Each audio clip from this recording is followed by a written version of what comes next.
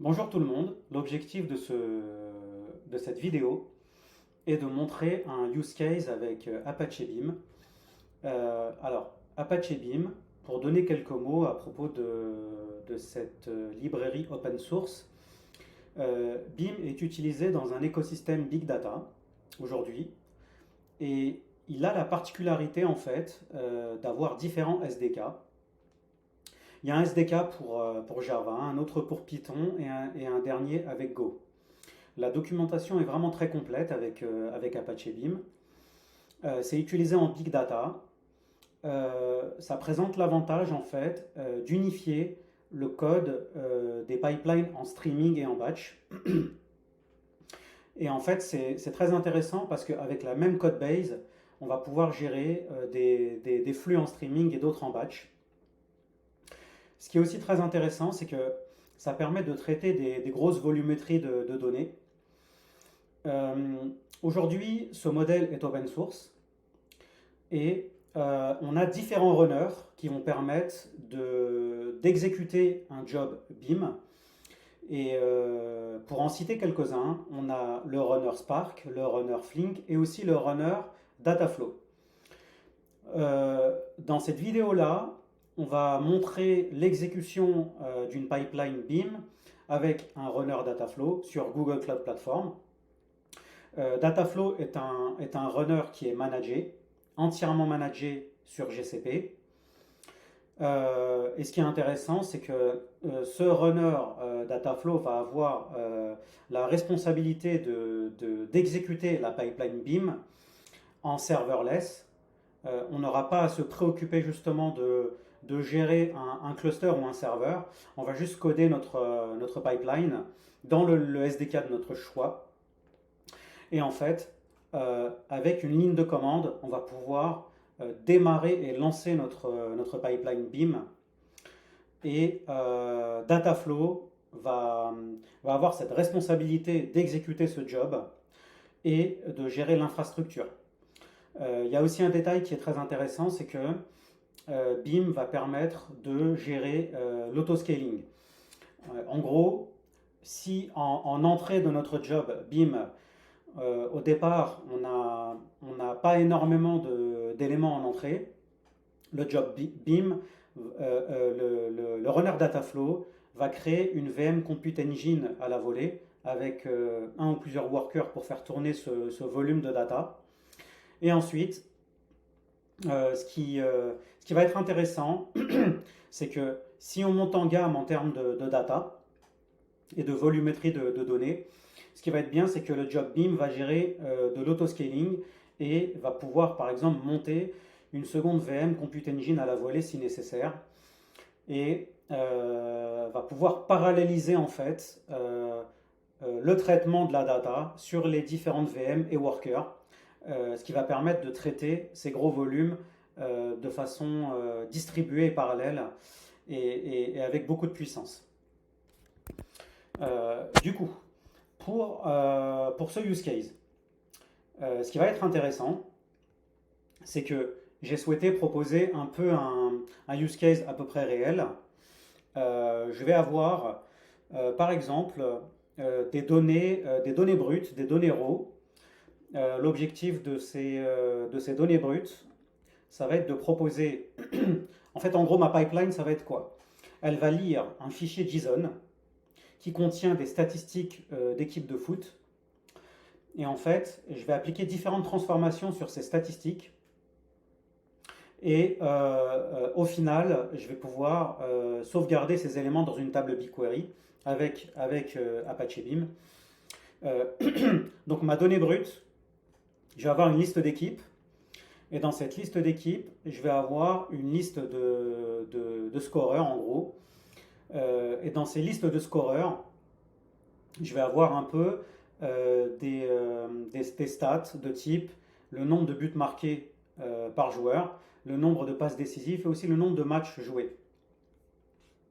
Et ce qui va être assez intéressant, c'est que ma transformation en fait va consister à proposer cette liste d'équipes et ensuite de calculer comment dire, des données pour le meilleur buteur et le meilleur passeur par équipe. Et en fait, pour le meilleur buteur et le meilleur passeur, je vais pouvoir montrer le nombre de matchs joués, le nombre de passes décisives et aussi le nom et le prénom de la personne concernée. Côté code, comment ça se présente?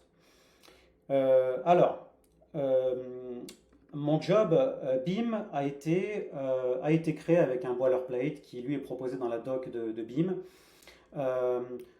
Ce qui est intéressant, c'est qu'on va pouvoir créer notre job BIM avec Maven ou Gradle. J'ai choisi d'utiliser la dernière version d'Apache BIM, qui est la version 2.46.0. Et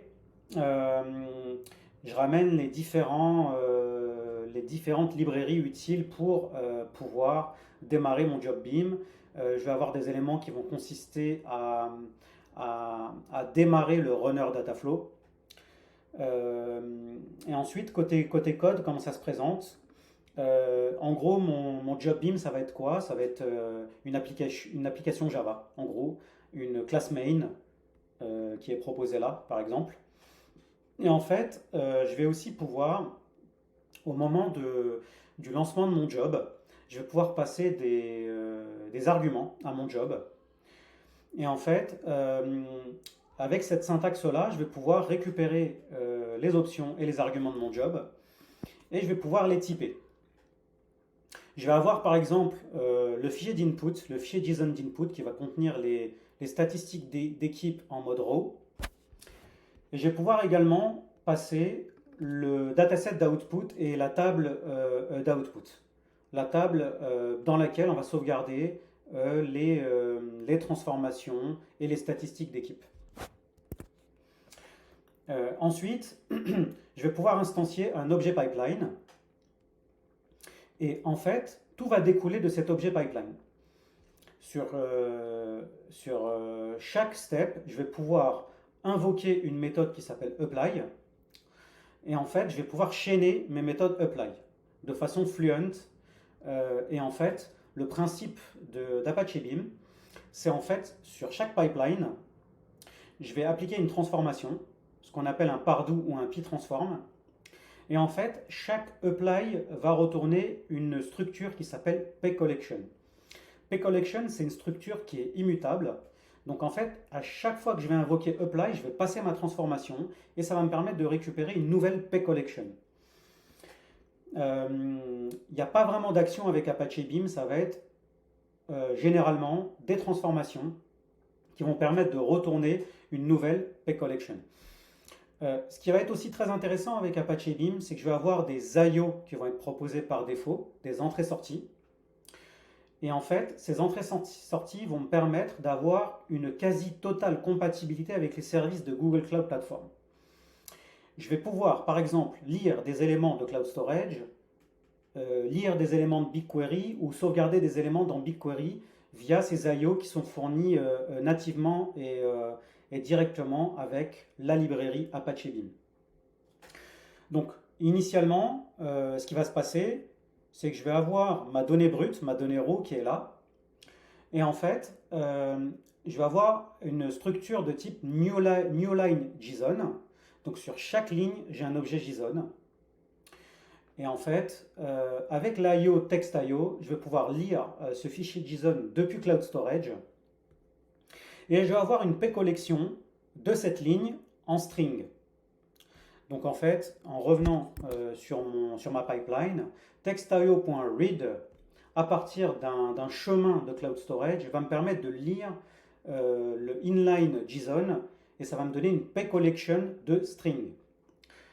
Et ensuite, ce qui va être intéressant pour moi, c'est que je vais vouloir désérialiser cette string dans un objet Java, parce que pour moi, ça va être plus simple de travailler avec un objet typé, parce qu'en fait, derrière, ce qui va être pas mal, c'est que je vais avoir une pCollection de TeamStatRaw, et en fait, je vais pouvoir appliquer des règles de gestion métier sur un objet typé, et ça va être plus facile pour moi, et surtout, ça va être plus intéressant, plus lisible et plus robuste de travailler avec un objet typé.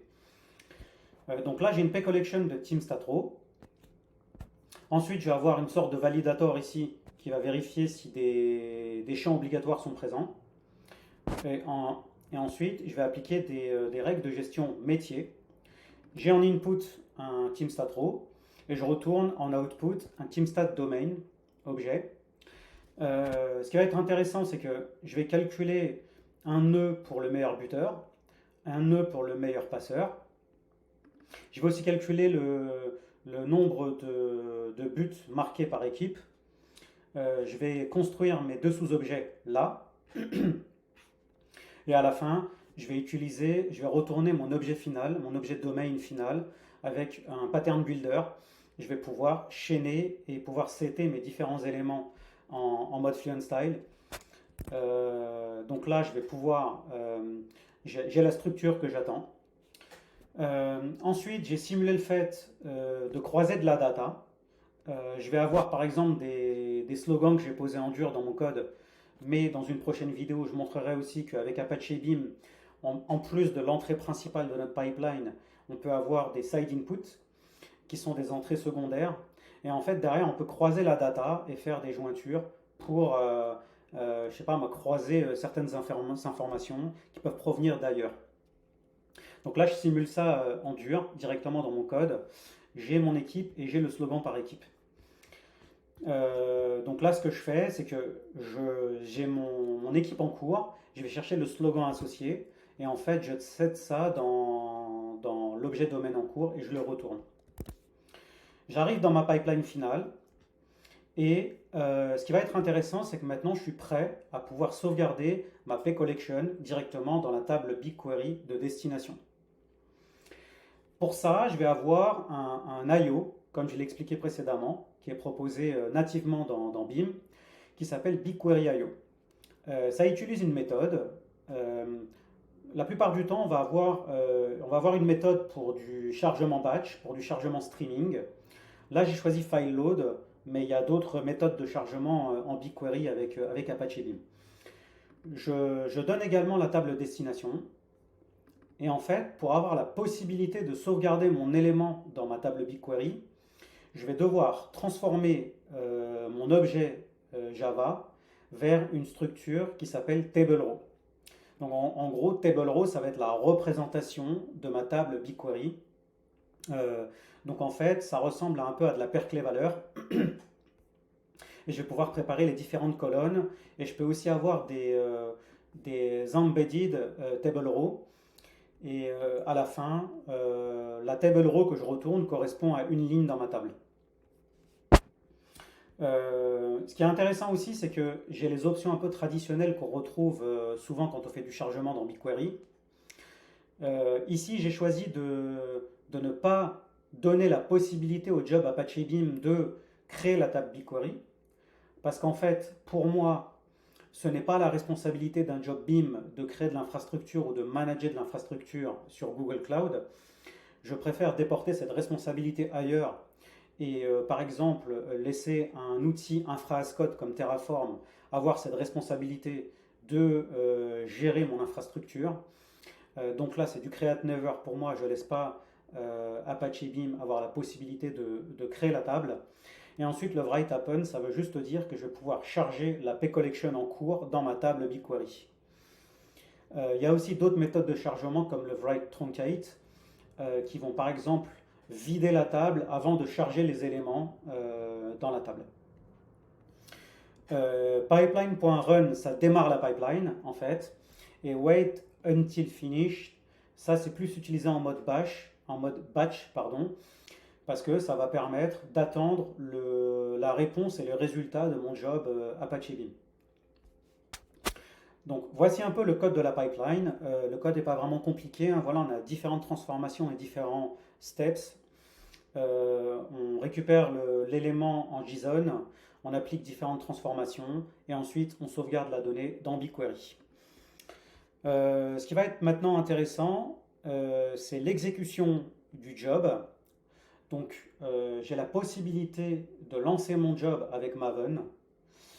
Pour ça, je vais donner ma classe main, le projet GCP, le runner qui va avoir la responsabilité de lancer le job Beam, en l'occurrence Dataflow ici.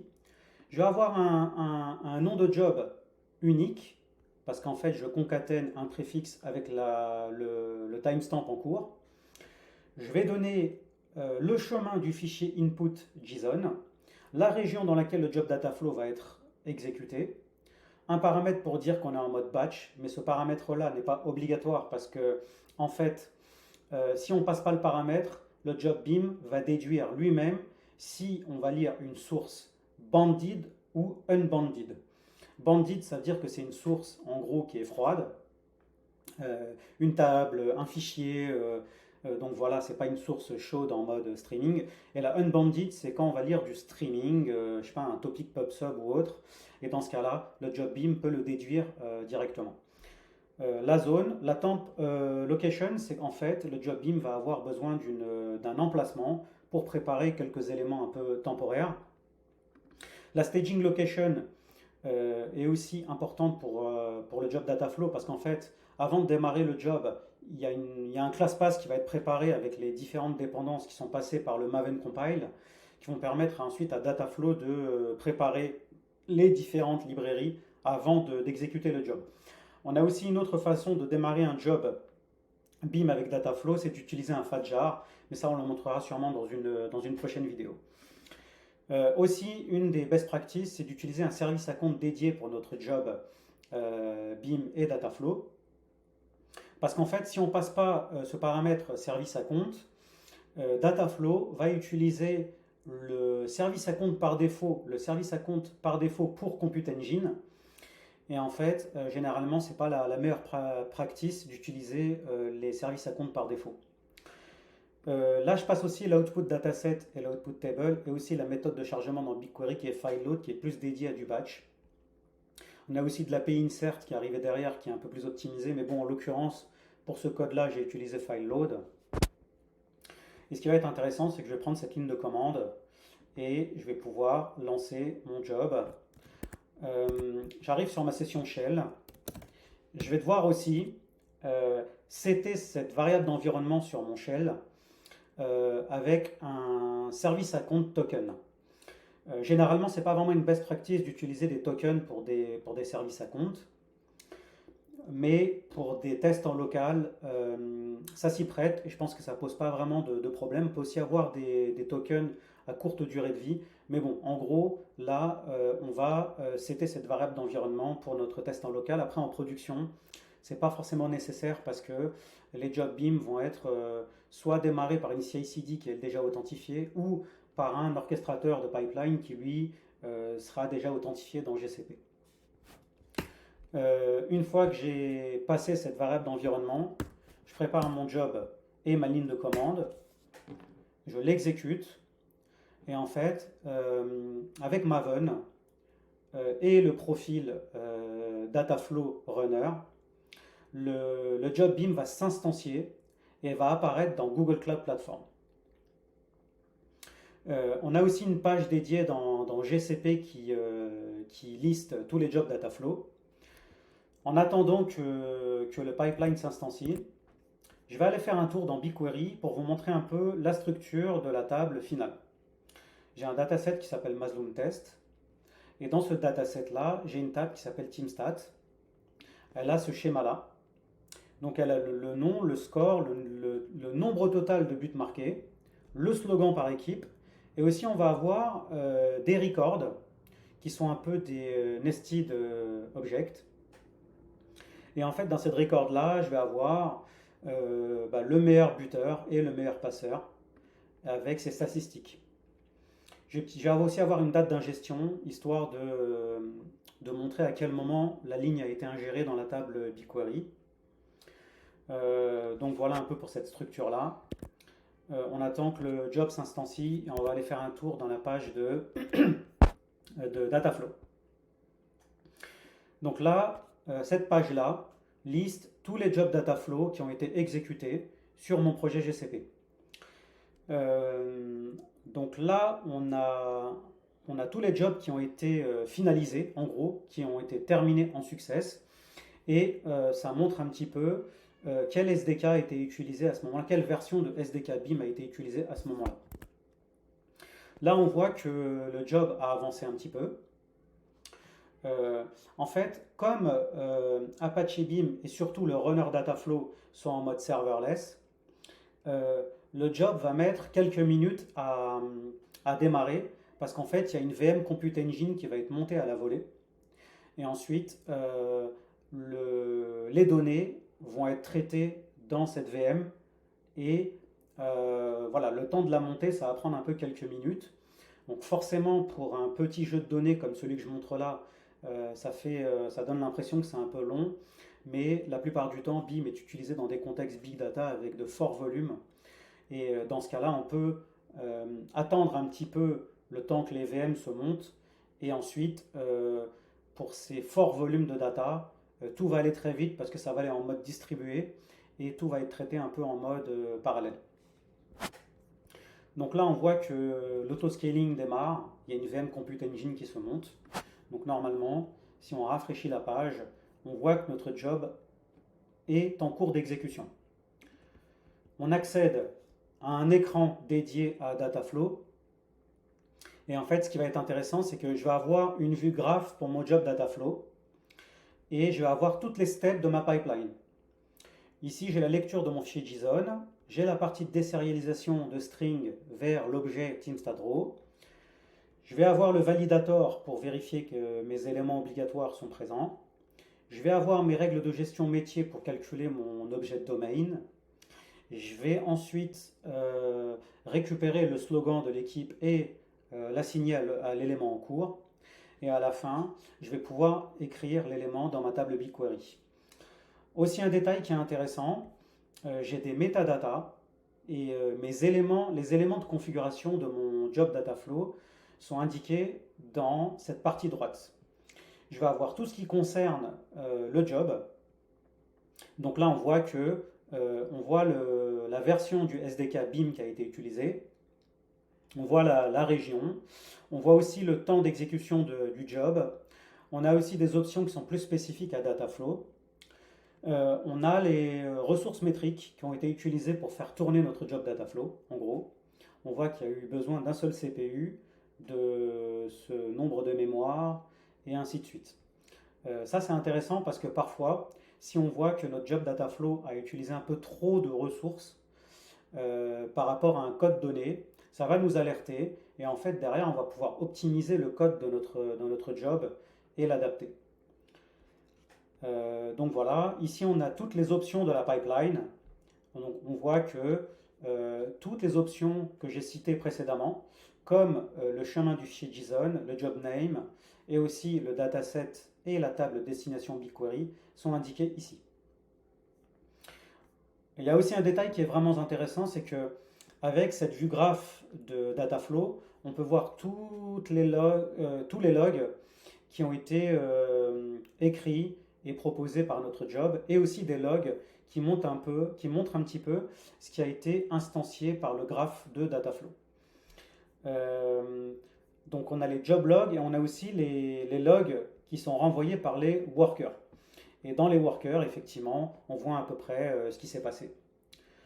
Il y a aussi un autre élément qui est intéressant, c'est qu'on peut cliquer sur une des steps de la pipeline et voir un peu ce qui s'y est passé.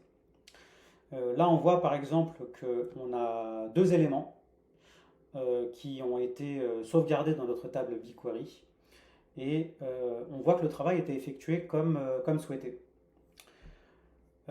Pour finir, on va aller faire un tour dans notre table BigQuery. Je vais aller la fermer et la réouvrir. Et ensuite, en faisant Preview, je vois que j'ai les deux lignes que j'ai souhaité ajouter dans ma table BigQuery. J'ai mes deux équipes, j'ai le slogan et j'ai aussi les nœuds qui montrent les données du meilleur passeur de l'équipe et aussi les données du meilleur buteur de l'équipe. Donc voilà, le use case est terminé. J'espère que vous l'avez apprécié. Ça donne un peu un aperçu de comment coder et développer un job BIM et ensuite de l'exécuter avec le runner Dataflow sur Google Cloud Platform en mode serverless. Je recommande également d'aller faire un tour dans la doc d'Apache BIM qui est vraiment très complète. Ça donne vraiment des éléments pour démarrer facilement un projet. On a la commande, on peut générer avec un archetype, on peut générer un squelette de projet. Et on a une sorte d'hello world et de word count qui va permettre un peu de mettre la main sur BIM et de jouer un peu avec les transformations. Et ensuite, on a aussi, ça montre comment runner une pipeline avec les différents runners. Là, en l'occurrence, on a la ligne de commande Maven pour lancer le job avec le runner Dataflow. Donc voilà, j'aurai d'autres vidéos qui vont suivre derrière, montrer un peu comment on fait l'équivalent avec le SDK Python, comment on instancie et on run, on démarre un job Dataflow avec Python. Voilà, j'espère que vous avez apprécié la vidéo. Si les vidéos vous plaisent et que vous apprenez des choses, n'hésitez pas à vous abonner à la chaîne. Il y a des contenus en français et en anglais. Donc voilà, je vous dis à très bientôt. Bye bye.